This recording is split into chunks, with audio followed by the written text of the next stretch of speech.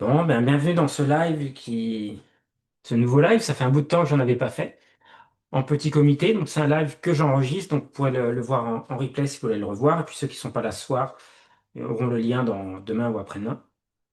Et, mince, excusez-moi. Oui, donc, un live comme je n'en ai pas fait depuis très longtemps. Maintenant, ça fait plusieurs mois, je crois. Depuis le défi de clarifier et réussir, hein, je crois que c'est les derniers lives que j'avais fait. Donc, j'avais annoncé ce live déjà au mois de janvier, et puis je l'ai pas fait. Je le sentais pas, et j'ai bien fait parce que j'avais besoin de maturer certaines choses, et c'est ce que j'ai envie de vous partager aujourd'hui. Comme d'habitude, si vous voulez participer, je laisserai des temps de questions-réponses, et puis vous activez vos micros, et puis on échangera comme ça si ça vous va bien. OK? Si une dernière chose, le live est enregistré, je le mettrai en non répertorié sur YouTube. Donc c'est pas un live qui sera public. Et je mettrai le replay sur mon site internet, sur une page, et j'enverrai le lien demain ou après-demain vers cette page. Voilà, pour que vous ayez un petit peu toutes les conditions qui vont bien. Alors, ma carte est là, c'est bon. Je partage juste ma carte. Je vais faire ça à l'ancienne. Je n'ai même pas mis Restream. Ah, vous voyez bien ma carte? Bon, il n'y a pas 50 branches ce soir, hein. Ça sera deux branches. Alors, j'ajuste juste les fenêtres. Je vous demande 30 secondes. OK. Parfait. Donc, j'ai appelé ça Vision 2026. Et bah, je ferai le bilan, j'avais dit que je ferai de 2025, qui a été une année très particulière, 2025. OK. Et puis, on verra bah, vers où je souhaite me diriger. Et puis, bah, s'il y a des choses que vous aimeriez trouver ou si vous avez des commentaires à faire, hein, ben, faites-les. C'est toujours très enrichissant pour moi. Donc, je commence par le bilan 2025 et d'un certain nombre de choses que vous avez pu voir passer. Le premier qui avait commencé en 2024, c'était l'expérience extraordinaire de mémoire. Il y en a qui l'ont fait parmi vous, je crois. Les 100 décimales de pi, avec, je vous avais proposé de vous filmer. Donc, j'ai dû recevoir une trentaine de vidéos. Je vais relancer ça, parce que je voudrais arriver, j'avais dit, hein, je voudrais arriver à 100 personnes qui récitent les 100 décimales de pi, de tout âge, toute condition, voilà, tout niveau social, pour montrer que on peut tous mémoriser des choses qui paraissent impossibles et que c'est juste une question de méthode, en fait, qu'on n'a jamais appris à l'école. Ça, c'était un gros moment, c'était très agréable à faire. Euh, L'année dernière, donc c'était en février ou en mars, hein, j'avais lancé le fameux Neuropack Pensée Visuelle. Il y en a plusieurs d'entre vous qui avaient pris cet abonnement sur soit en version mensuelle, soit en version annuelle. Et donc, pendant 12 mois, je l'ai arrêté là, mais pendant 12 mois, j'ai produit une vidéo par mois avec une banque de pictos. Ça vous a plu, ceux qui avaient pris l'abonnement? Ouais, le fait de recevoir quelques pictos pour. Je trouvais que c'était une très bonne idée. Ah, il y a encore du monde qui arrive. Alors, pourquoi je l'ai arrêté? Euh, je l'ai arrêté pour une bonne et simple raison, c'est que ben, une formation par mois, c'est un peu de temps, et puis à un moment donné, il faut avoir des idées. Enfin, je vais pas refaire les mêmes que j'ai déjà faites, même si je pourrais, enfin, j'ai de quoi tenir un an ou deux encore. Mais c'est aussi du temps, en fait. Et là, je me retrouve avec, j'ai dû en mettre deux en accès sur la page des masterclass. Mais le plus long, c'est pas forcément de la concevoir et de la tourner, c'est de la découper, de la mettre en ligne, de mettre les ressources, etc. De faire la page de présentation, de faire le lancement avec des mails, etc. Donc là, je me retrouve avec une dizaine de formations qui dorment. Donc cette année, je vais les mettre progressivement en ligne sur le site. Donc bah, ceux qui avaient le Neuropack, faites attention, c'est pas la peine de racheter une formation qui est bien découpée alors que vous l'avez pas du tout découpée et brute, mais ça sera le même contenu. Voilà. Maintenant, si vous voulez la version bien découpée, vous pouvez aussi la prendre. Et puis la banque de pictos, je m'interroge encore de, de ce que je vais en faire. Est-ce que je la continue? Est-ce que je la fais sous forme de pack ou différents packs comme ça, accessibles? C'est une question que j'ai pas encore tranchée. Mais c'était très très sympa à faire aussi les pictos, mais plus long que ce que je pensais. Ça paraît rien, mais en fait, il y avait entre 20 et 25 pictos par mois, grosso modo. Il y a 2 mois, il y en avait 19, je crois, avec des pictos plus complexes. Et en fait, eh ben c'est long. Parce qu'il faut les faire à l'iPad, les découper, les recentrer, les mettre comme il faut. Donc c'était un peu plus long que je pensais. Donc c'était une belle aventure, je suis très content de l'avoir fait. Et je ne serais pas étonné de le reproduire peut-être l'année prochaine ou sous un autre format, à voir quand j'aurai, encore une fois, quand j'aurai exploité tout ce que j'ai produit là cette année. Il y a eu quelques nouveaux programmes, moins que les années précédentes du coup. Il y a eu deux, ce que j'appelle les master programmes, comme les Pictomaster, etc. Donc des programmes qui font entre 10 et 15 heures à peu près, avec plusieurs modules. Le premier, c'était à peu près à cette époque, l'année dernière, je crois, sur la respiration, avec Fred Tillon, que j'ai adoré faire. Il y en a qui pratiquent encore la respiration parmi ceux qui sont là ce soir? Ouais. Moi, je fais ça tous les matins, hein. Un petit carré 4 ou un petit carré 5 pour commencer, pour se réveiller, c'est top. Et, euh, Et vraiment, si vous l'avez pas découvert, c'est vraiment un super programme. Et il y a 4 mois de programme, je crois, dessus, hein. Il y a 4 ou 5 programmes différents avec des objectifs différents que vous a concocté Fred en fonction des schémas respiratoires qui ont été étudiés. Et c'est une vraie formation. C'est pas juste des respirations. Vraiment, Fred vous accompagne sur tout le parcours. C'était vraiment très sympa. Euh, un autre programme master que j'ai trouvé sympa à faire, le Habitude Master. Alors, il y en a qui l'ont acheté, parmi vous, je sais. Il y en a qui ont été jusqu'au bout, qui l'ont vraiment mis en place. Ça change vraiment la vie, hein. C'est tout simple, en fait. Il y a beaucoup de bon sens. Et c'est comment ne pas faire appel à la volonté, ne pas faire confiance à la volonté sur le long terme. C'est jamais une bonne idée. Et de comment on peut mettre en place des routines. Donc, c'était un programme qui est inspiré d'abord de mes pratiques. C'est un sujet qui m'intéresse depuis très, très, très longtemps. Et c'était une très belle aventure parce que je suis parti de ce que je faisais, et puis du coup, pour sortir le programme, j'ai un peu approfondi. Je me suis documenté et j'ai moi-même découvert des choses très sympas, voilà, pour mettre en forme ce programme. Donc c'est des choses pareilles que c'est des programmes à. Ce sont vraiment pas des programmes one shot, hein, à suivre une fois, mais c'est quelque chose à apprendre, la respiration, les habitudes et à mettre en place dans sa vie après, hein, sans limite de temps. Et puis le programme Star de l'année dernière, après une première période de réflexion déjà, où j'avais besoin de redonner une direction à mon activité, clarifier et réussir.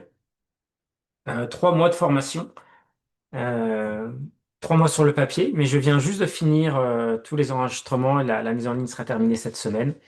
Pour ceux qui font partie du programme, la première semaine du dernier mois est en ligne. Et programme très ambitieux pour ceux qui l'ont suivi. 3 mois, je veux dire, c'est ambitieux. Et 3 mois, comme je l'ai dit, c'est pour ceux qui ont du temps, beaucoup de temps et de la motivation pour le suivre. Et grosso modo, c'est un programme qui est plus fait pour être suivi en 4, 5 ou 6 mois tranquillement. Voilà, si vous voulez suivre tranquillement.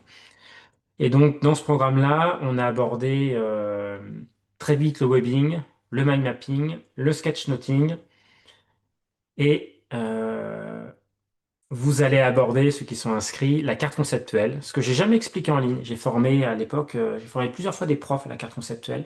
C'est un super outil, j'en parle dans les conférences que je donne sur la pensée visuelle. Tout le monde voit ce que c'est, les cartes conceptuelles? Ah oui. Hop. C'est des choses comme ça, c'est ce que vous allez faire, pour clarifier, réussir. Vous voyez, à partir d'un texte, on isole les idées et on fait un système, en fait. Ça s'appelle des propositions entre des idées clés, un connecteur, et la nature de la connexion est nommée en fait. Et c'est extrêmement puissant. C'est extrêmement puissant. C'est sans doute le meilleur outil de compréhension que je connaisse, que je pratique pas énormément, parce que moi j'aime bien quand ça va vite. Et une carte conceptuelle, faut prendre le temps de la faire. C'est pas du tout un outil synchrone. Donc c'est le dernier outil qu'on verra. Et puis le dernier mois, c'est consacré à des ouvertures. On parle d'IA et de clarification, d'intégrer la lecture efficace dans le process de clarification visuelle, etc. Et vous allez voir, cette formation va devenir sans doute la formation socle de ce que je vais proposer, vraiment le point d'entrée.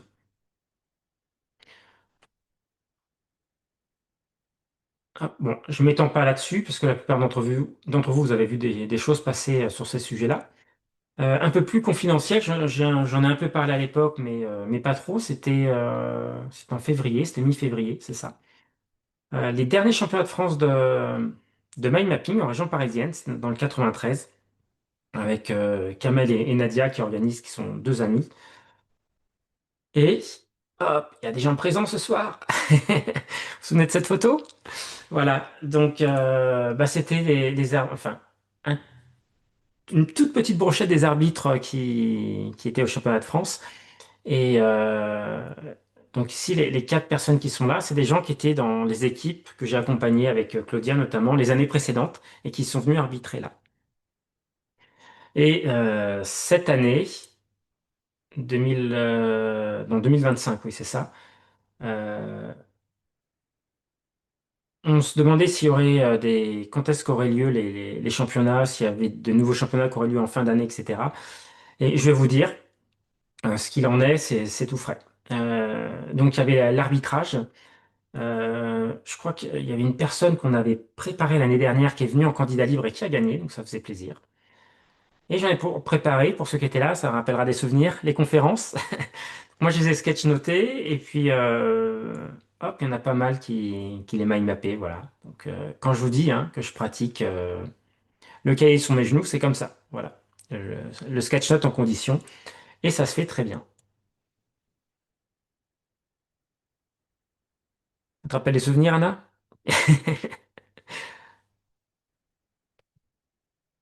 Ok. Donc ça, c'était un événement marquant, c'était très sympa aussi. Très belle. Si vous avez l'occasion, hein, je vais faire un petit disclaimer, il y aura des championnats de France en 2026, on vient juste d'avoir la date. Et peut-être avec Claudia. Pourquoi je dis peut-être? Parce que Claudia a eu un petit bébé il y a un peu plus d'un an maintenant, qui lui prend plus de temps et d'énergie que prévu. Et donc, ben, c'est au jour le jour et on verra. On verra si j'espère vraiment qu'elle pourra se rendre disponible, mais on verra. Mais en tout cas, si elle n'est pas là, moi j'ouvrirai une équipe. Et c'était d'ailleurs hein, ceux qui ont participé à la session inaugurale, entre guillemets, de Clarifier et Réussir, ça faisait partie des bonus.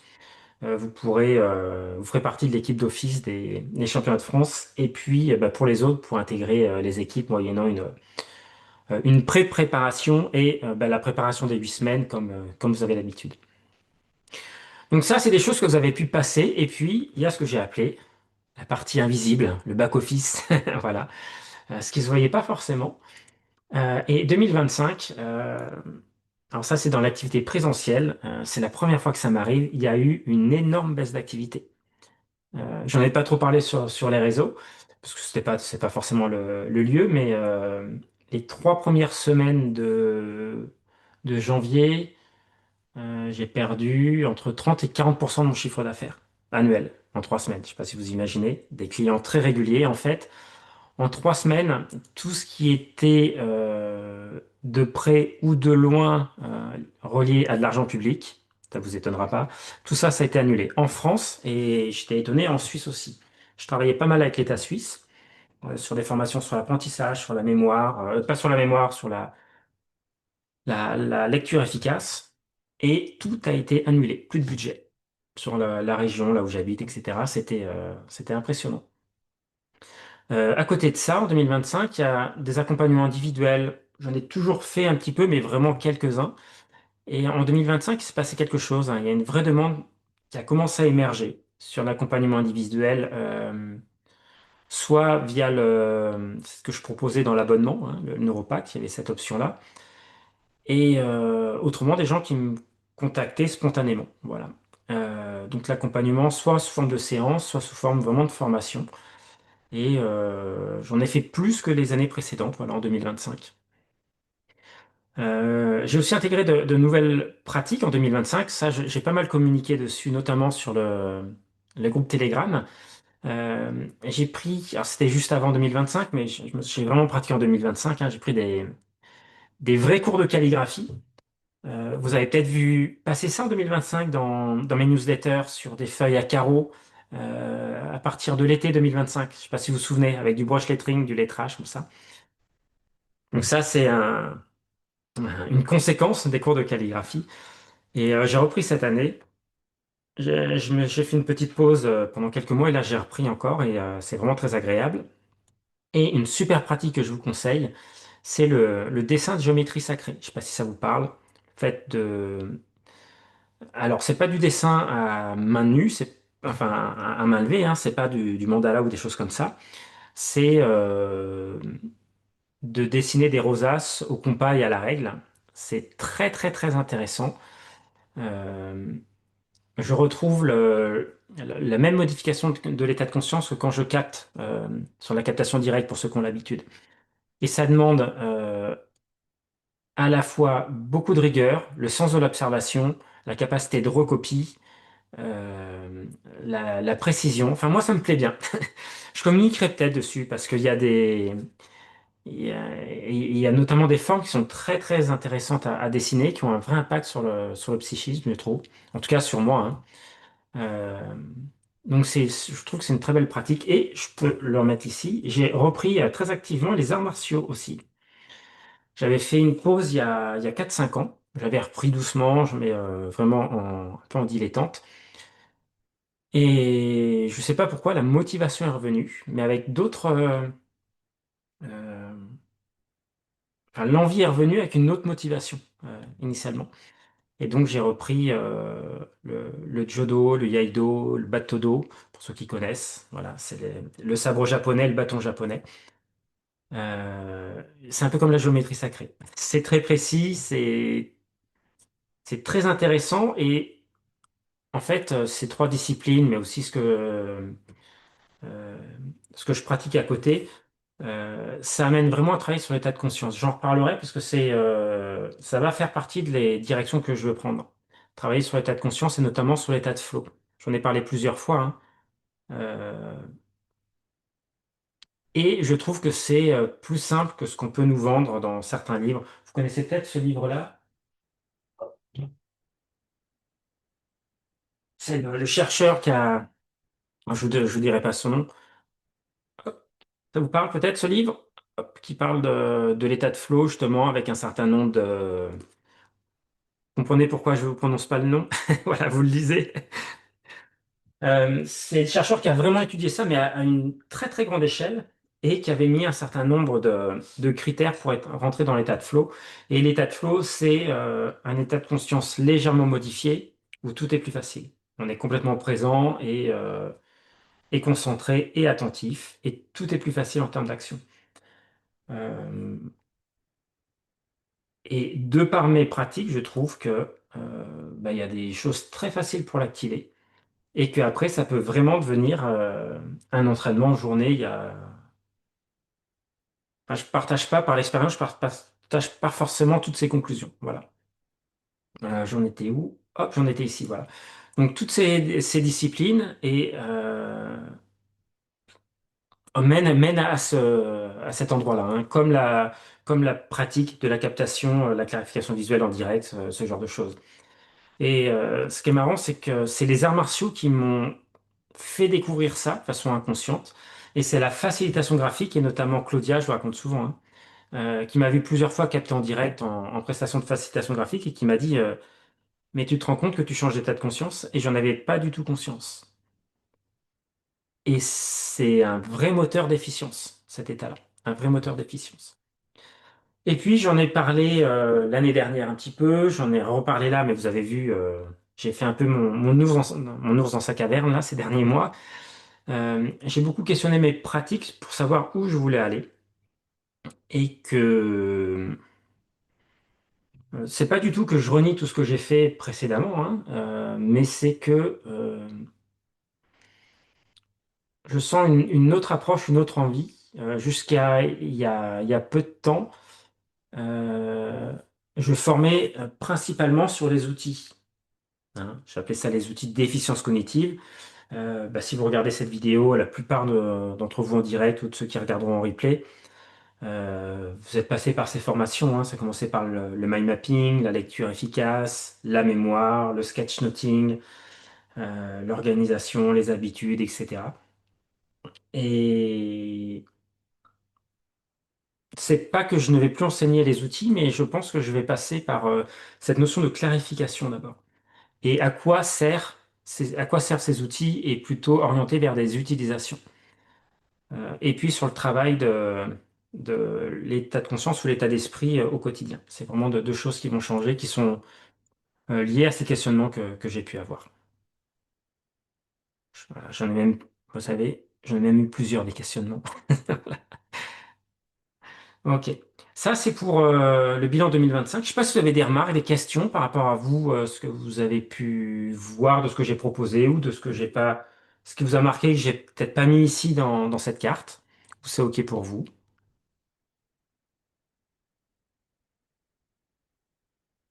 Ça fait 5 secondes déjà. Hop. Ah, on a une nouvelle arrivante. OK. Eh bien, écoutez, apparemment, c'est bon. Ce que je vous propose, c'est voir ce que j'ai appelé les perspectives pour 2026.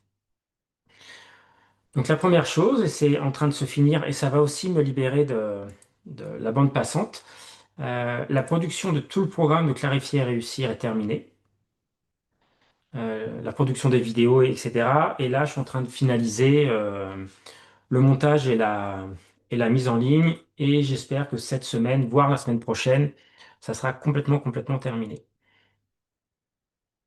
Donc c'est un programme que j'ai pas construit pour être suivi en e-learning, mais plutôt en mode, c'est peut-être un abus de langage, mais en mode classe inversée, c'est-à-dire avec des modules e-learning à suivre, mais régulièrement des rencontres de groupe pour vraiment pouvoir progresser ensemble. Ceux qui ont fait les formations praticiens, mind mapping, sketchnoting, où j'ai transformé les formations qui duraient 2 jours en une seule journée, et la deuxième journée, je l'ai décomposée en 3 modules où on se voyait comme ça pendant 3, 4 semaines. Bah, c'est un peu la même philosophie, sauf que là, c'est sur 3 mois. Et le but, c'est que ça s'arrête pas au bout de 3 mois, mais qu'on garde le contact. Et c'est une formation que je vais lancer une fois ou 2 fois tous les ans. Parce qu'encore une fois, ça va vraiment être pour moi la formation socle qui va permettre de basculer beaucoup plus facilement sur le mind mapping de façon approfondie, le sketchnoting de façon approfondie. Et puis pour ceux qui veulent aller plus loin que la clarification, la lecture et la mémoire, on aborde ça de façon comme une ouverture dans le programme, mais ça va être voilà, c'est quelque chose que j'ai construit pour durer et pour évoluer. Je pense que la formation ne restera pas forcément comme elle est construite là, ad vitam aeternam. Ensuite, j'en parlais, les accompagnements individuels. Il y a une forte demande depuis la fin d'année et ce début d'année là. Euh, donc, hop, j'en reparle ici. Voilà, j'en reparlerai après sur. D'ailleurs, pourquoi j'ai fait ça? Hop, vous voyez, on peut même être pas très clair quand on est clarificateur. Ça sera encore plus simple de faire ça. Voilà. Donc, il y a une forte demande. Ce que je vais faire, c'est que je vais faire une annonce officielle sur le site. J'en parlerai aussi, mais mon site a un peu changé. Il est en friche là, depuis plusieurs mois. Et en fait, j'ai pas changé le site, mais le moteur du site, c'est-à-dire le service que j'utilise pour héberger mon site et pour construire mon site, a changé, a complètement été recodé. Et ça a mis un peu du bazar dans le site internet. Il va falloir que je le refasse entièrement. Voilà. Et il y aura une page vraiment sur les accompagnements. Et en fait, les accompagnements, juste pour vous dire, hein, il y a deux types d'accompagnements. Des accompagnements type technique, c'est-à-dire sur les outils d'efficience cognitive, la pensée visuelle, on me contacte aussi pas mal sur l'apprentissage, sur la lecture efficace. Et puis, je fais des accompagnements un peu plus type, j'appelle ça clarification, clarification de projet, clarification de situation. Euh, Quand vous revivez 10 fois la même expérience dans votre vie, que vous avez l'impression de revenir toujours au même endroit, hein, que c'est juste le décor qui change, bah, des fois, il y a des choses à clarifier. Et, euh, Et j'en parlerai un peu après de ma vision des choses. Voilà. Et il y a deux modalités, soit ce sont deux séances, donc des séances individuelles, ça dure 1 heure, parfois moins, mais en général c'est 45 minutes, vraiment les plus courtes, jusqu'à 1 heure, 1 heure 30. On fait ça en Zoom, et puis ça peut être aussi des formations de sessions sur mesure qu'on me demande de plus en plus là. Je fais ça la demi-journée, en Zoom ou en présentiel. Je peux me déplacer ou là, ce que j'ai comme demande, les gens viennent me voir en Vendée. Viennent me voir en Vendée, c'est voilà. Je loue une salle dans un centre de bien-être à côté de la mer. C'est juste magnifique. Personne n'a fait la dernière formation formateur mind mapping parmi vous qui sont ici? Non, je crois pas. C'est dans ce centre-là, en fait. Vous pouvez être hébergé, etc. Et c'est vraiment top. Et autrement, la majorité, c'est quand même en Zoom. Donc un Zoom ou présentiel, d'un point de vue pédagogique, ça change rien du tout. En présentiel, c'est plus sympa. Et en général, vous avez beaucoup plus d'heures avec moi. On mange ensemble. Enfin, il y a d'autres choses qui se passent. Donc ça, c'est les accompagnements individuels. Ça va être quelque chose sur lequel je vais laisser plus de temps. La communication, il est temps que je reprenne. Donc, je vais reprendre le rythme, peut-être pas autant. Je commence d'abord. La refonte, comme je disais, du site internet. Je vous disais, le moteur du site a complètement changé. Il y a plein de pages de formation où les couleurs ont disparu. Alors, quand vous avez une couleur foncée avec un texte blanc, ça va. Mais quand on vous fait disparaître l'image de fond, vous avez l'impression que le texte a disparu, mais c'est juste que c'est blanc sur blanc. Voilà. Il faut juste que je repasse sur toutes les pages. Et puis, il y a ce que j'appelle la production de contenu, c'est vraiment de la communication. Donc, je vais reprendre l'animation du groupe Telegram, la tribu des neuroefficients. Tout le monde est sur le groupe, parmi vous, non? Je vous mettrai le lien dans le chat, je vois qu'il y a. Hop.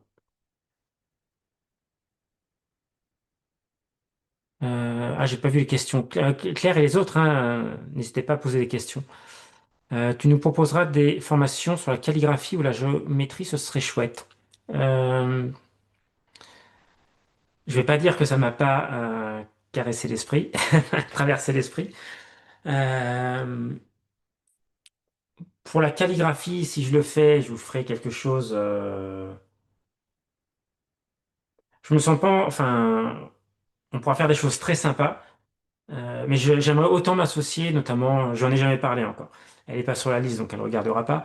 Mais je lui proposerai, je pense, voir si elle serait partante pour faire une formation sur la calligraphie. Moi, je serais plus partant pour un week-end en présentiel avec un peu en ligne derrière ou quelque chose complètement en ligne, mais en négociant avec elle pour amener ma façon de présenter et de transmettre ma pédagogie. Voilà, qui sera un peu plus adaptée et ça sera pour ceux qui ont fait le lettering camp. Ça parle à certains? Voilà. Donc, lettering camp, c'est vraiment sur le lettrage. Là, la calligraphie, c'est beaucoup, beaucoup plus fin que le lettrage. Par contre, quand vous faites du lettrage, c'est un peu une introduction à la calligraphie, mais quand vous faites de la calligraphie, en lettrage après, c'est euh, c'est c'est deux mondes. Un peu comme quand vous faites du mind mapping, donc clarifier ou réussir aux praticiens, et que vous faites les 8 semaines de préparation au championnat, il y a un avant et un après. Bah, c'est à peu près la même chose. Voilà. Donc, l'animation du... non, j'ai été à répondre à la question. Et sur la géométrie sacrée, euh, j'y ai pensé aussi. J'y ai pensé aussi, notamment sur une certaine forme récurrente où on fait des modifications qui est très très très intéressante, je trouve, à pratiquer. Euh, mais bon, pour l'instant, je le fais pour moi et je monte en compétence. Quand je le sentirai, je vous proposerai ça. Mais dites-moi si on a d'autres qui seraient intéressés, ça sera avec plaisir. Quel type de calligraphie? Calligraphie latine, Fanta. Calligraphie, j'ai fait, alors pas la calligraphie, mais j'avais appris à écrire japonais, mais au stylo, pas au pinceau. Euh,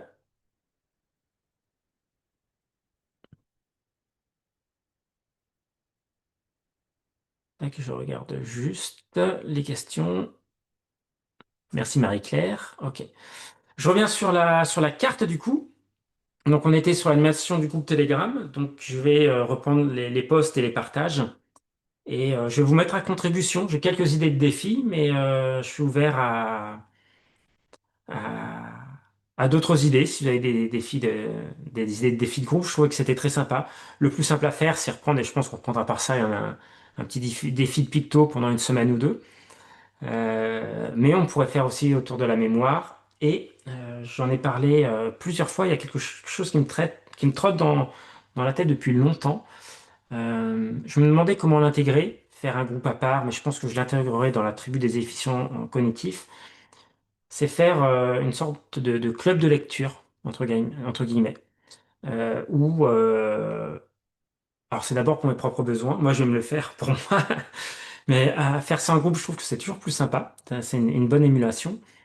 Et ce que je pensais faire, c'est donner un thème. Moi, je vous propose quelques ouvrages qui m'intéressent et que je vais explorer et plus ou moins approfondir. Et puis, quand vous preniez ben, soit dans cette liste-là, soit dans d'autres listes, soit dans votre liste, mais sur cette thématique, et qu'on partage nos prises de notes, et pas forcément sur le groupe Telegram, mais je trouve il y a deux choses qui me sont venues, qui pourraient être sympas. C'est de se retrouver et faire des sessions de Pomodoro de lecture, par exemple. On se prend donc vraiment du travail en profondeur, hein. On se prend une heure et demie en mode Pomodoro. Et puis, bah, il y a vous avez défini votre ouvrage, etc. Et puis, on applique les stratégies de lecture efficace et les techniques de lecture efficace et la prise de notes. C'est une très bonne synthèse de, de tout ce que je peux proposer. Voilà. Donc, il y aurait ce genre de session-là. Et je trouve que ça pourrait être très, très sympa de faire une fois par mois, par exemple, sur la thématique, des sessions de résumé de livres où on fait des binômes tournants. Et donc là, faut pas venir à vide. OK? Vous préparez votre résumé et on dit, par exemple, je sais pas, 5 minutes ou 7 minutes, OK, par personne. Et bah, vous résumez le livre à votre binôme et inversement, comme ça. Et c'est hyper intéressant, même si c'est un résumé sur le même livre, parce que vous allez voir ben, la perspective de lecture est ce qu'a retenu la personne de ce livre-là. Et on tourne les binômes comme ça pendant une heure, par exemple. Ça peut être très très sympa. Ce qui... non, je pense que personne n'a fait la lecture efficace avec moi en présentiel, mais je le fais systématiquement en présentiel. Et c'est super plaisant parce qu'on lit pour prendre des notes. Et je parle souvent, c'est vraiment une façon de hacker votre cerveau, c'est le terme à la mode, ça. Mais c'est ça en fait, hein. Quand vous voulez apprendre quelque chose, de se mettre dans la posture de l'enseignant, même si vous enseignez à personne.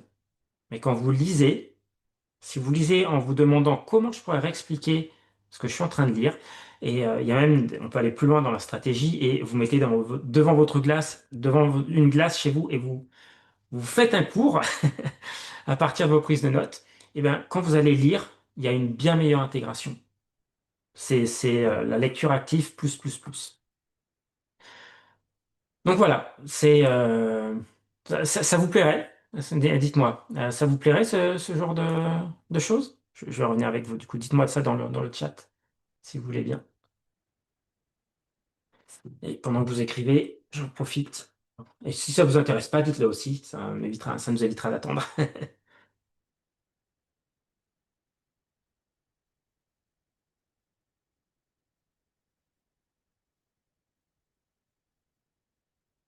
Alors, ça serait pour moi un véritable défi.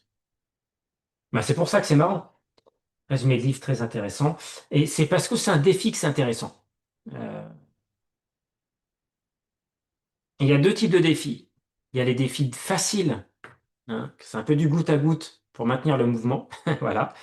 Et il y a des défis de transformation où on fait quelque chose qu'on ne pense pas être capable, si possible sans enjeu, et là c'est le cas. Il y a, enfin, à part se retrouver puis louper peut-être, ou penser que vous avez loupé une restitution de livre, c'est le seul enjeu, donc c'est pas un gros enjeu.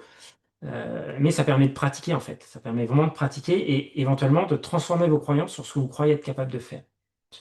Alors oui, quand j'aurai terminé le contenu de la formation Clarifier et réussir, oui, Nathalie, ça peut s'intégrer dedans, hein, parce que dans Clarifier et réussir, euh, le dernier mois, en fait, vous allez voir, le premier, deuxième jour, un peu plus sur la première semaine, je fais une ouverture sur un sujet, et ensuite c'est de la pratique de la pratique.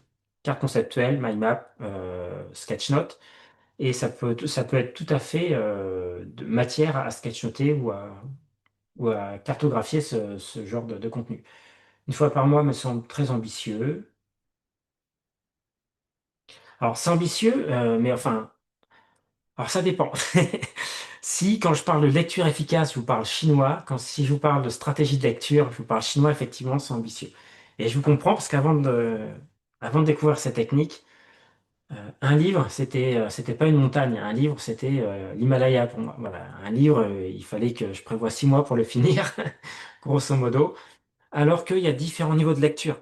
Bon, il y en a plein, voilà. Je vais prêcher des convaincus et des gens qui sont déjà initiés à tout ça. Mais il y a différents niveaux de lecture et d'acquisition du savoir. Et on peut très bien, sur un sujet donné, par exemple, euh, j'ai des sujets, par exemple, sur la santé, je donnerai l'idée. Et il suffit de prendre, d'acheter deux, trois livres sur le sujet que vous connaissez absolument pas, d'avoir la méthodologie pour les scanner et déjà d'avoir une idée. Vous ne serez pas un expert, hein, mais vous saurez de quoi ça parle en fait le sujet. Et ensuite, vous prenez le livre qui vous intéresse le plus et vous l'approfondissez. Et ça, enfin, je pense qu'il y en a qui peuvent témoigner. Il faut pas des jours et des jours. Voilà, il faut une, deux, trois soirées, une ou deux soirées, ça suffit amplement. Voilà. Et après, si on veut vraiment, vraiment approfondir, là, c'est un autre niveau. C'est ce que j'avais développé dans l'Active Coding Camp, quand on veut aller en profondeur pour retenir le meilleur des livres de développement personnel ou technique et qu'on veut mettre en action. Là, effectivement, ça demande un peu plus de temps. Attends, messieurs, alors, il faudrait d'abord que je fasse la formation sur la lecture. Alors oui, c'est mieux de la faire avant, mais en fait, peu importe. Il vaut mieux commencer avec ce que vous avez. Et puis un jour, si vous voulez faire une formation, vous la faites pour améliorer. Mais euh, le plus important, c'est juste de se mettre en mouvement. Juste de se mettre en mouvement. Intéressé, mais pas vraiment dans les mois qui viennent. Mais ça sera pour une prochaine fois, Emmanuel. Priorité de reprendre, ouais, et clarifier et réussir. Je suis d'accord avec Anna. Alors Anna, tu avais dit une fois par mois, me semble très ambitieux. Eh ben, ça sera une fois tous les 2 mois, pour ceux qui voudront faire ça une fois tous les 2 mois. Lecture efficace. Alors, sinon, dans le genre livre super intéressant, c'est celui sur les entretiens d'exploitation. Ok. Bon, je repars sur la carte.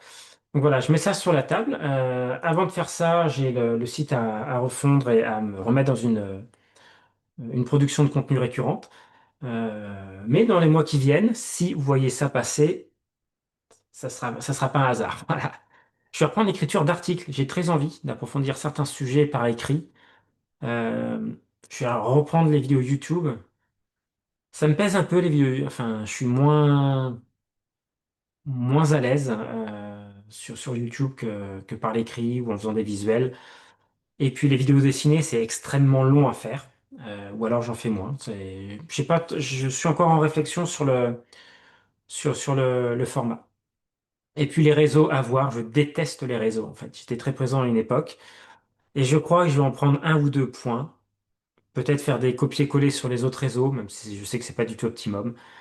Et s'il y a des réseaux, je pense que il y aura YouTube, ça fait partie des réseaux.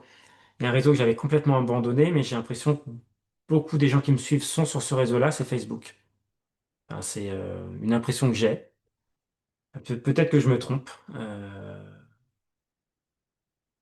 mais j'y suis jamais sur le réseau, donc et j'y serai pas souvent. C'est vraiment pas dans ma tasse de thé, mais bon, c'est vrai que maintenant c'est compliqué d'exister sans les réseaux.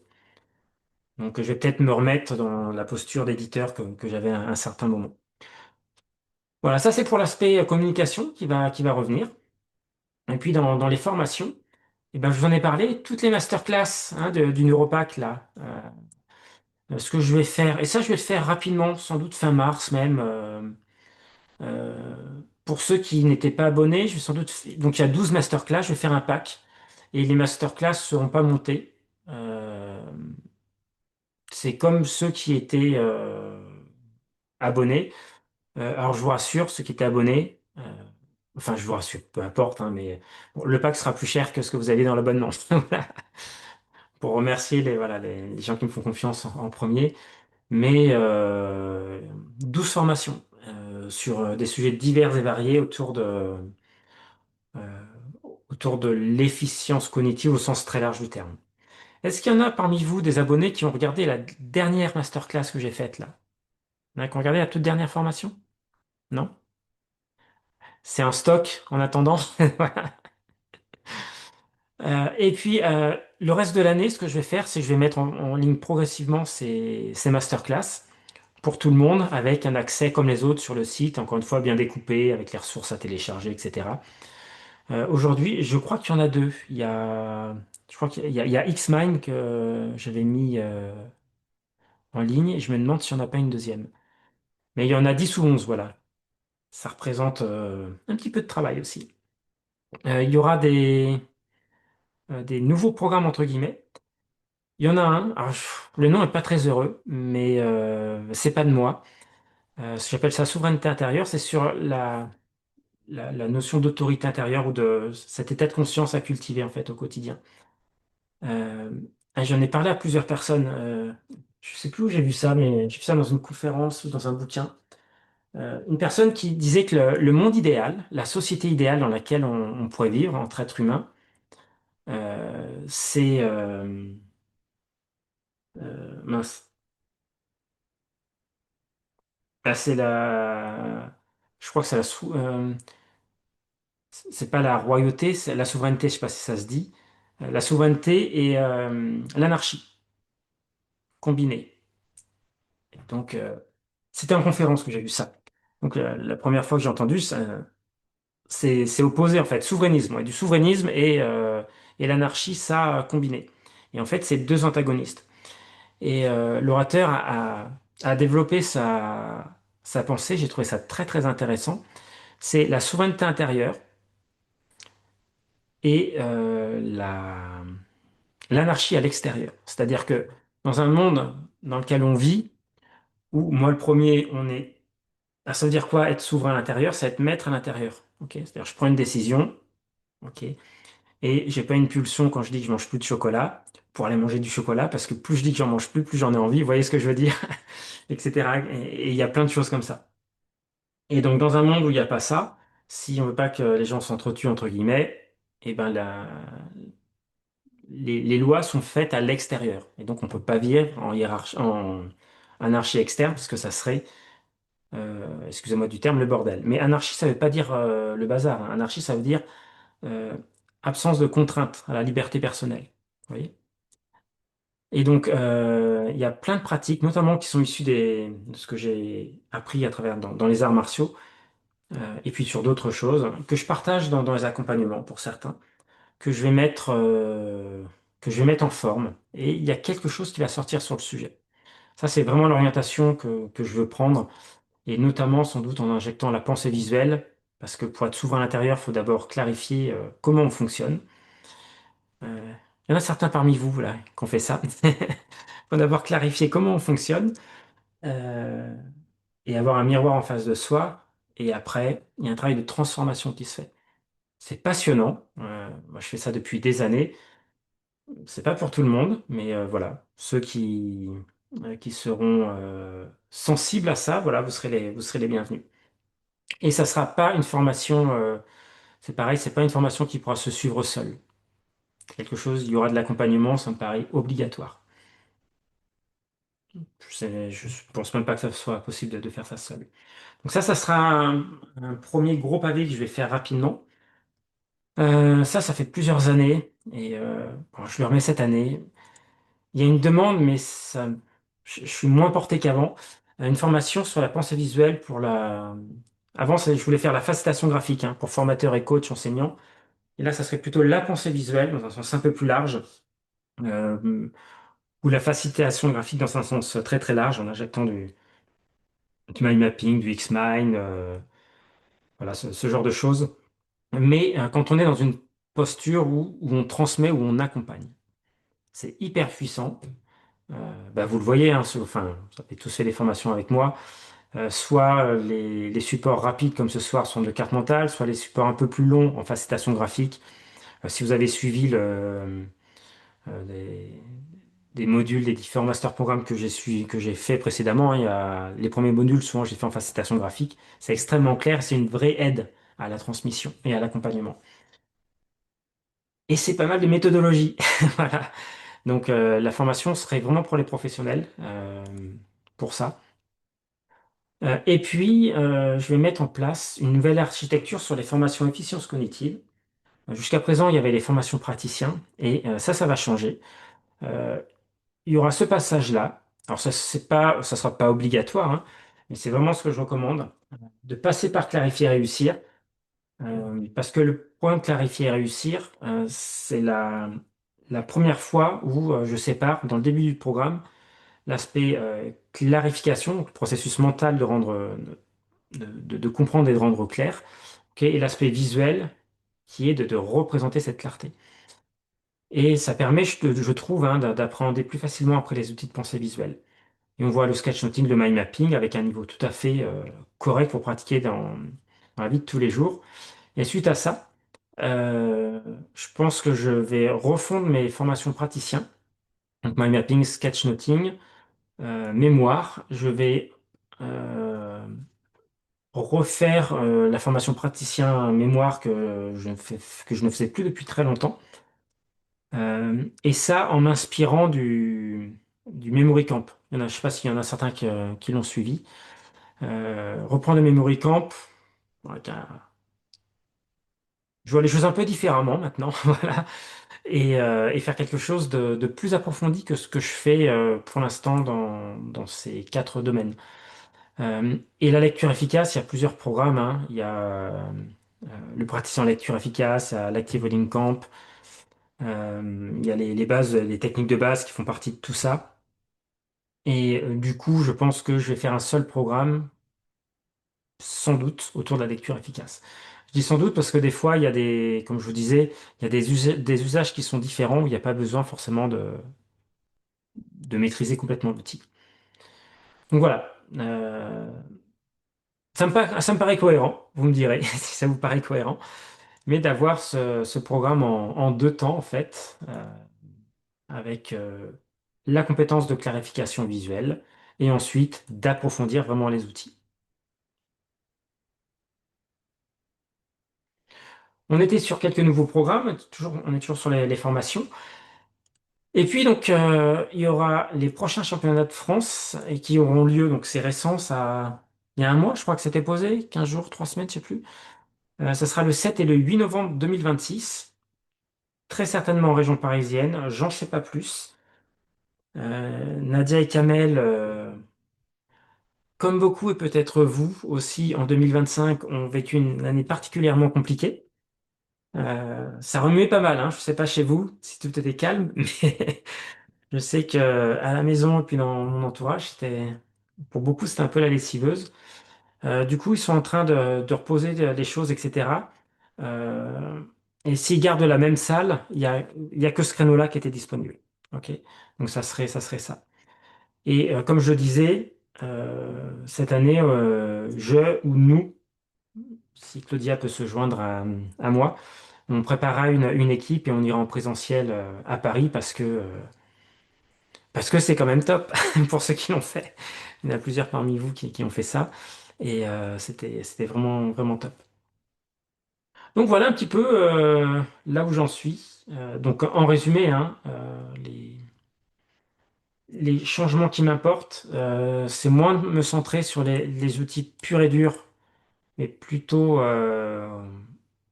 sur les usages et notamment à travers les accompagnements.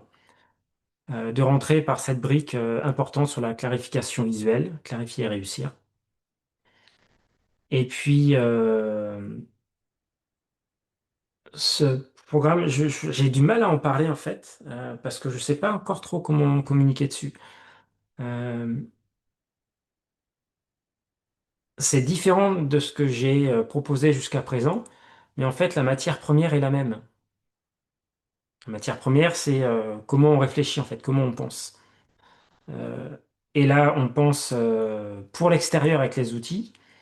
Et voilà, c'est vraiment la direction que je veux prendre maintenant, c'est comment avoir ce qu'on appelle en formation une approche réflexive. Ça parle peut-être à certains, l'approche réflexive. Dans l'approche, le reflet du miroir, hein, de se voir dans un miroir.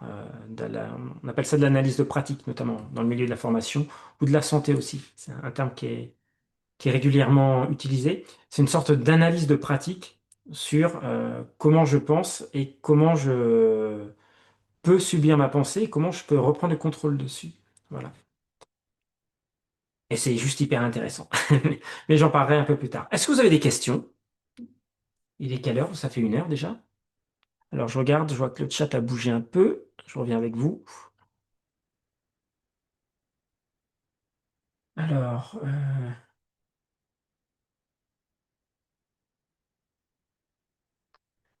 je viens de dire oui pour la pensée visuelle pour les formateurs. Ok, super intéressant. Je regarderai la suite en replay. Merci, c'est intéressant. Sur des formations. Et vous, dites-moi, j'enverrai peut-être un questionnaire comme j'avais fait pour clarifier et réussir. Euh,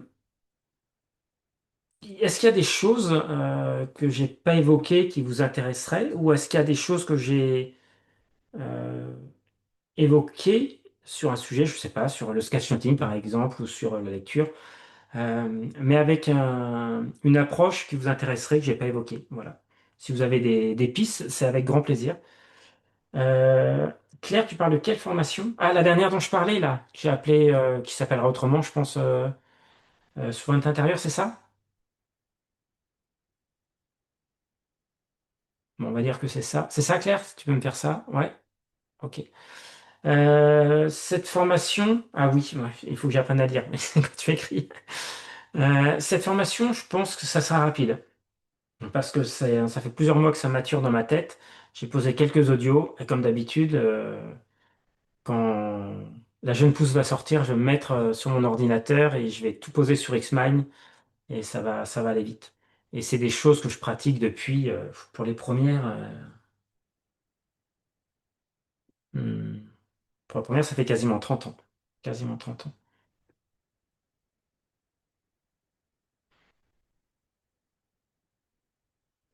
Euh, je vais répondre à ta question, Pascal. Je reviens juste sur cette pour vous donner un. euh, J'en reparlerai quand j'en aurai plus de détails quand je lancerai la formation. Mais quand j'ai commencé les arts martiaux, donc j'avais 15 ans. 15 ans, ouais, c'est ça. J'étais en seconde. On a 15 ans en seconde, je crois. Et il s'est passé un truc, c'est que dans les arts martiaux, c'était plutôt assez facile pour moi. Et à l'école, je n'étais pas mauvais élève, j'ai dit plusieurs fois, j'étais un élève moyen. Hein. Je dis souvent, la moyenne à la maison, c'était 12, donc j'avais 12 pour acheter la paix sociale, et je détestais l'école. Vraiment, depuis le collège, je crois que ouais, j'ai toujours détesté l'école. Et les arts martiaux, ça m'a toujours intrigué, parce que les arts martiaux rentraient tout seul. J'ai commencé par des arts martiaux vietnamiens, et les non-vietnamiens, c'est compliqué. Et ça rentrait tout seul.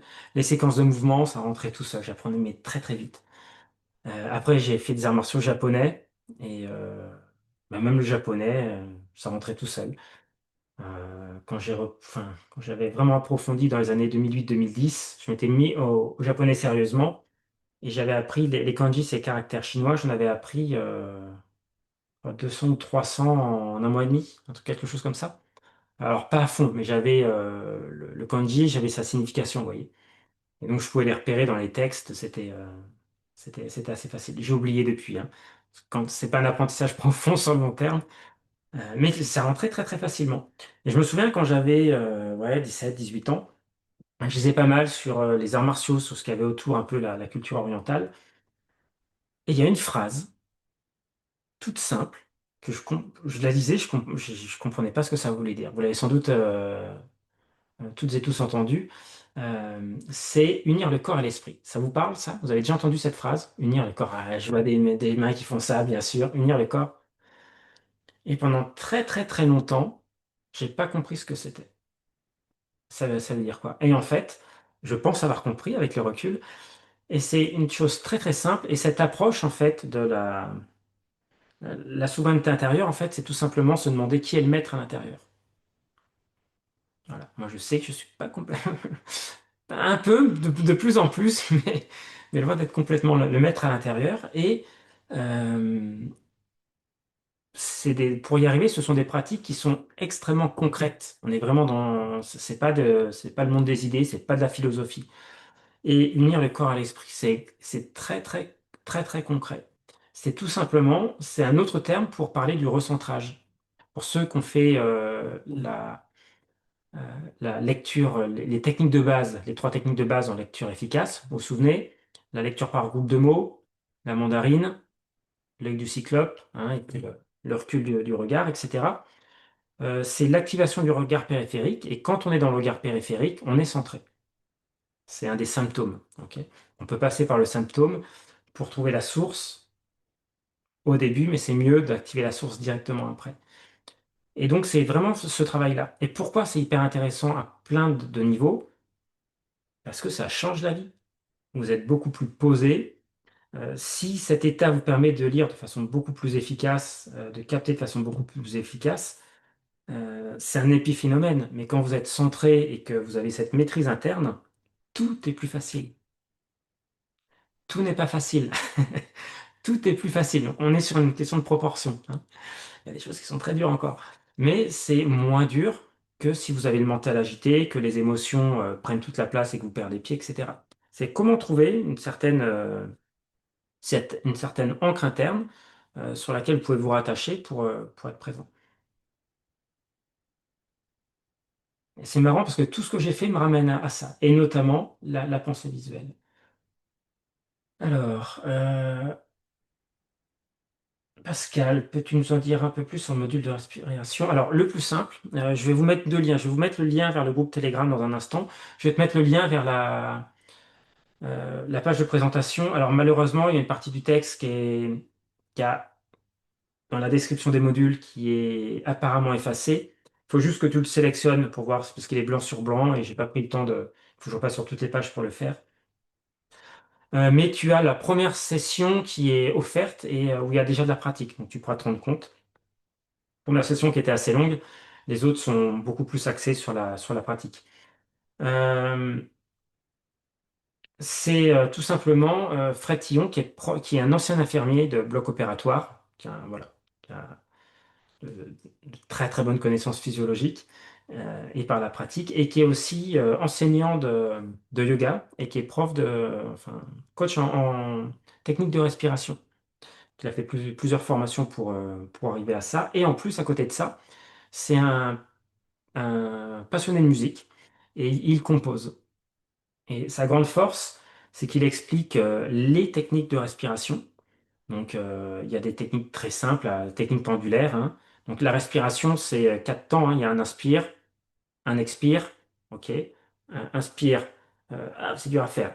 Inspire, expire entre les temps, avant, je suis pas clair du tout. J'ai l'inspire un temps, l'expire un temps, ça fait quatre temps, ok. Et on peut faire varier ces temps, on peut faire varier ces quatre temps selon plein de paramètres.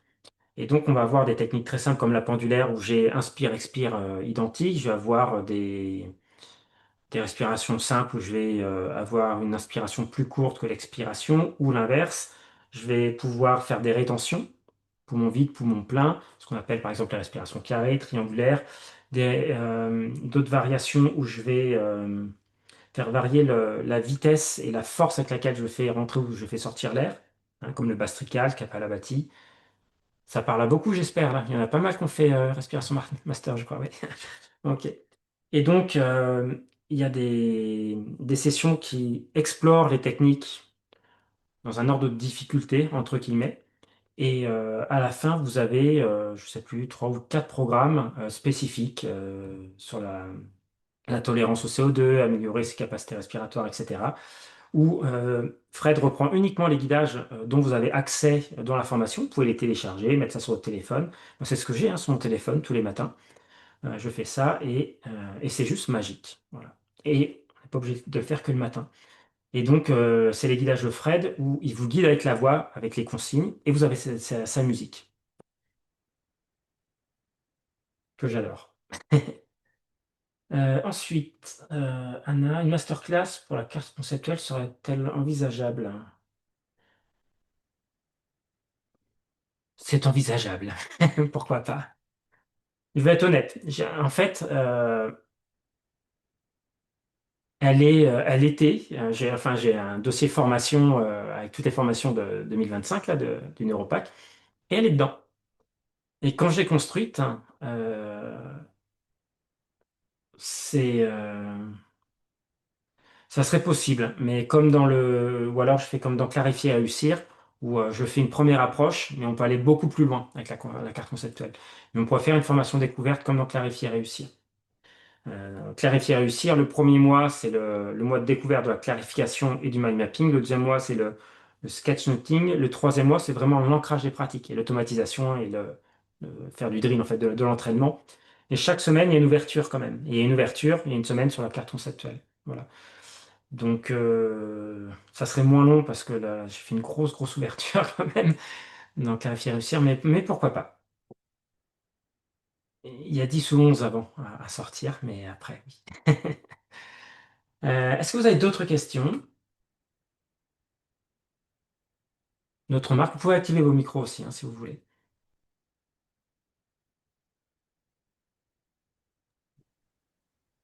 Tu as J'espère une que... date prévue pour la formation pour les formateurs? Non, si je le fais, ça sera sans doute... il faut vraiment que je vois ça, hein, que ça se télescope pas. Ça sera soit avant, soit après les grandes vacances. Soit juste avant, soit après, sachant que juste après les grandes vacances, il y aura la préparation pour les championnats. Je sais même pas si je vais pouvoir la... Le temps passe à une vitesse, c'est quand même impressionnant. Ça fait déjà un trimestre, j'ai l'impression que on a fait le nouvel an il y a 2 semaines. Euh, comment se passe l'entraînement pour novembre? Bah, c'est très simple, comme les années précédentes. Donc pour ceux qui ont fait clarifier, réussir, pour ceux qui ont fait l'ancienne mouture de- du praticien mind mapping, bah, vous êtes les bienvenus. Je vais l'annoncer, hein. Je demanderai que vous m'envoyiez une ou deux cartes juste pour faire un état des lieux. Je referai une formation praticien juste avant, soit juste avant l'été, soit juste à la rentrée, et sans doute une formation ancien format de 2 jours, intensif. Et après, on enchaîne sur 8 semaines de ceux qui l'ont fait. Ce qu'on peut appeler ça, c'est plus, il y a un peu de formation, c'est beaucoup d'accompagnement en fait. Beaucoup d'accompagnement, de pratique, en solo d'abord, en binôme ensuite, et beaucoup, beaucoup de partage de pratique. Et l'objectif, euh, euh, l'objectif, c'est que vous automatisiez complètement la production des cartes mentales, en fait, en situation compliquée, et notamment pour l'épreuve qui est souvent considérée comme la plus dure, qui est l'épreuve de prise de notes en direct. Voilà. Et ceux qu'on fait clarifier et réussir, vous verrez, euh, la plupart d'entre vous, la compétence, vous l'avez déjà. Euh, et c'est un travail sur la qualité des cartes ensuite, la qualité de captation.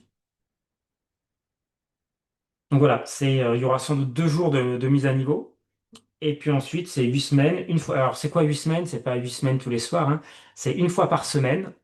La première semaine de mémoire, je fais une journée entière pour remettre d'équerre un certain nombre de choses après la formation praticien.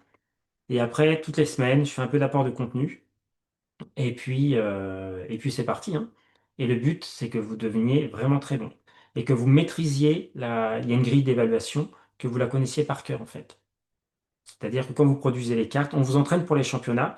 Les championnats, c'est pas du tout une finalité, mais quand on se présente à une épreuve comme ça, autant le faire bien. Du coup, on prend des règles qui sont très contraignantes. Euh, vous allez voir, vous allez automatiser la. C'est très, elles sont contraignantes, mais très intéressantes d'un point de vue synthèse et clarification. Je sais pas s'il y en a qui veulent faire des retours, hein, ceux qui ont fait les années précédentes. C'est des règles de plus en approfondies. Et donc, en respectant ces règles et en pratiquant, vous allez voir, vous allez devenir bon, tout simplement. Vous allez devenir très bon en carte mentale. Hein, ce qu'on fait les années précédentes, enfin, quand on regarde sa première carte et sa dernière carte, pour tout le monde, c'est impressionnant. Euh, L'objectif n'est pas d'être champion. Si c'est votre objectif, vous risquez d'être déçu. C'est comme le loto. Je vais pas dire que 100% des champions de France sont sortis de nos équipes parce que c'est pas vrai. Mais une majorité, en tout cas, une très grande majorité des gens qui sont dans les 10 cartes finalistes sont issus de nos équipes en général. Mais il n'y en a qu'un par an. Et c'est vraiment pas un objectif. L'objectif, c'est vraiment de devenir très très bon et d'avoir une date qui est une vraie émulation en fait. Parce qu'on a un projet, après c'est terminé et on se prépare vraiment pour ce projet. Et l'avantage, c'est que le mind mapping, euh, c'est comme le vélo, ça s'oublie pas. Qui c'est qui l'a fait? Il y avait Anna. Ah, j'ai pas tout le monde, j'ai que Anna. T'as pas perdu, Anna?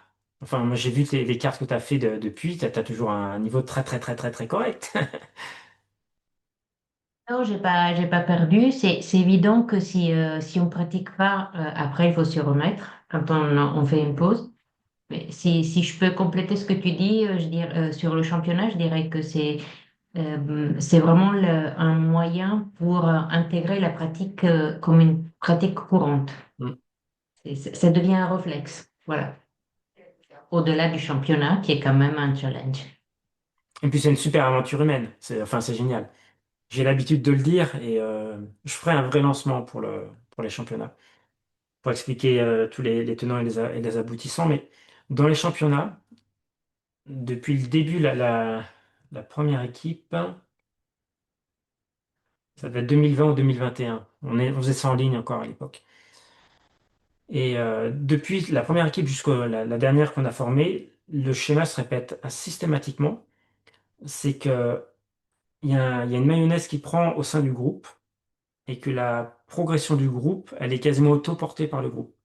C'est-à-dire que moi, je vais faire des apports, Claudia va faire des apports, on vous accompagne. Mais si je prenais chacun individuellement, ou si je prenais le groupe et que vous suiviez juste ce que je vous dis de faire, vous ne seriez pas aussi bon. Il y a un truc magique qui se passe. Et c'est la somme, c'est le tout est supérieur à la somme des parties. Voilà. Voilà, je ne vous vends pas du rêve, c'est vraiment comme ça que ça se passe. Voilà. Mais on en reparlera. Je ne sais pas si on ouvrira les inscriptions avant l'été ou après l'été. On verra comment ça se présente. Euh, j'ai de quitter. Bonne soirée, Marie-Claire. Emmanuel, merci pour ces partages très intéressants sur ton cheminement, tes pratiques, tes projets. Tout m'intéresse. Cela fait longtemps que j'ai compris qu'il me faudra plusieurs vies pour découvrir et pratiquer tout ce qui m'intéresse.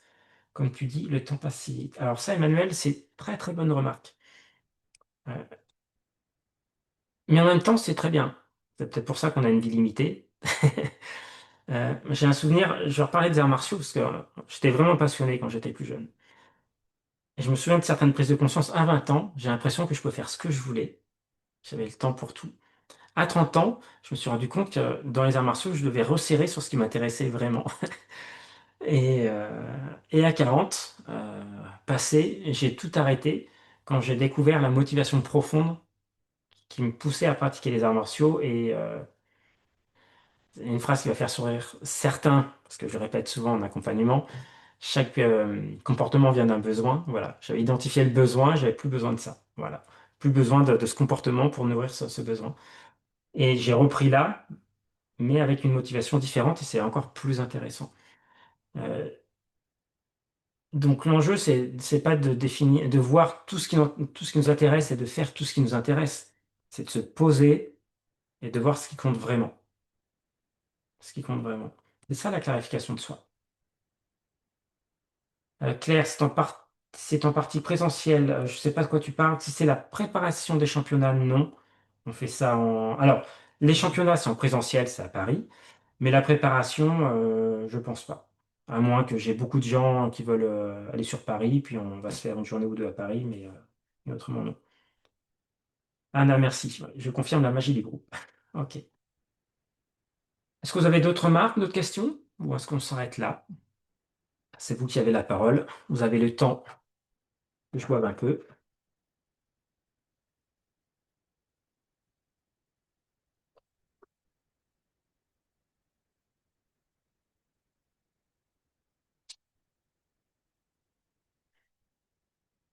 Eh bien, écoutez, ça a l'air bon pour vous?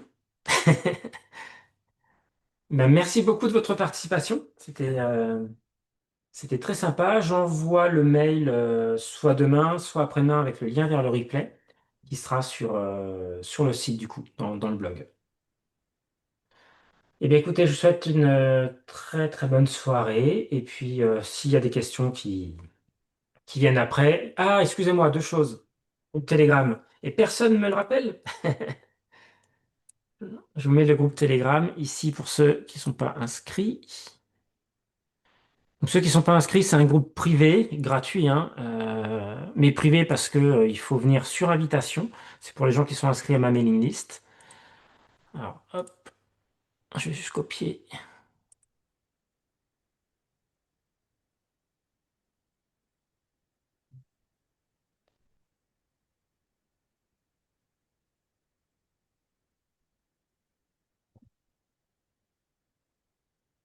Normalement, vous voyez le lien? Le premier lien, c'est le lien vers le groupe Telegram. C'est bon?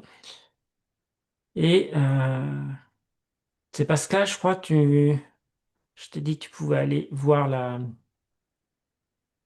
le premier module de Respiration Master. Je te dis ça. Est-ce que je l'ai laissé en accès libre? J'ai un doute, hein. Parce que j'avais vu ça avec Fred. Est-ce qu'on avait dit qu'on le laissait en accès libre ou pas?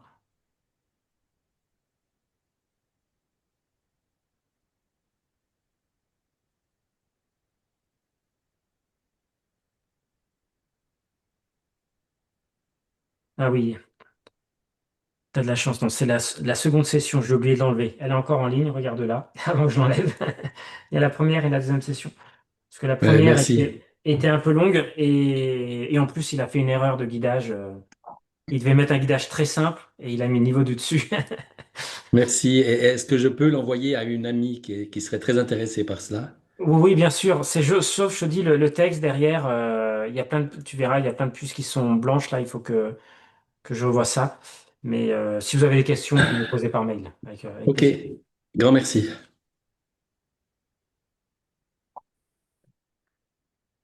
Ok, c'est les deux liens que je voulais vous passer ce soir. Il n'y a pas de questions, pas de remarques, c'est bon? Alors ça, c'est une question où la réponse est dans la question, hein. Il n'y a pas de question, pas de remarques. Bon, bah écoutez, je vois que ça n'écrit plus. Oui, si moi j'ai une question, Cyril. Ah, c'est trop tard. Non, Tant vas-y. pis. Bon, au Vas-y. revoir. Non, mais en fait, quand tu dis que, effectivement, moi j'ai constaté que sur Telegram, le groupe était, j'avais plus accès, quoi. Je pouvais plus écrire dedans, le groupe des La tribu des neuroeffici. neuroefficients? Oui, voilà, c'est ça. Alors, je Hmm. sais pas si c'est moi qui ai un problème technique ou si effectivement, voilà, c'était bloqué, en fait. Alors, il y a certaines personnes qui ont été bloquées, mais sauf pour une, j'ai débloqué la situation. Ouais. Et Bon, attends, j'ai pas mon normalement, téléphone avec moi, là, mais bon. ouais. Euh, Alors, tu peux pas publier, mais tu peux commenter. Alors, c'est pas un groupe Telegram, en fait. C'est un canal Telegram. oui, c'est un canal Telegram, ouais, Voilà. Mais, sur le téléphone, quoi. C'est ah oui, ça parce que. qu'il y a des Ouais, canaux, il y a des groupes. Par ouais, d'accord. exemple, euh, pour clarifier et réussir, on a un groupe où tout le monde peut Oui, poster. Le canal, c'est chez moi. C'est mon ouais. canal et c'est moi qui poste. Mais en tout cas, moi, je peux pas écrire dedans. Enfin, je peux pas. Tu peux le consulter. Ouais, mais en fait, non, c'est bloqué depuis plusieurs mois, en fait. Puis, j'ai pas pensé à te recontacter. Donc, bah, je vais me réinscrire. Bah ouais, Ben ouais, ouais, refais-le, ouais, c'est bizarre. ouais. C'est bizarre. Mm. Bon, merci. Ok. Je repose la question. Y a-t-il une question, un commentaire ou on est bon?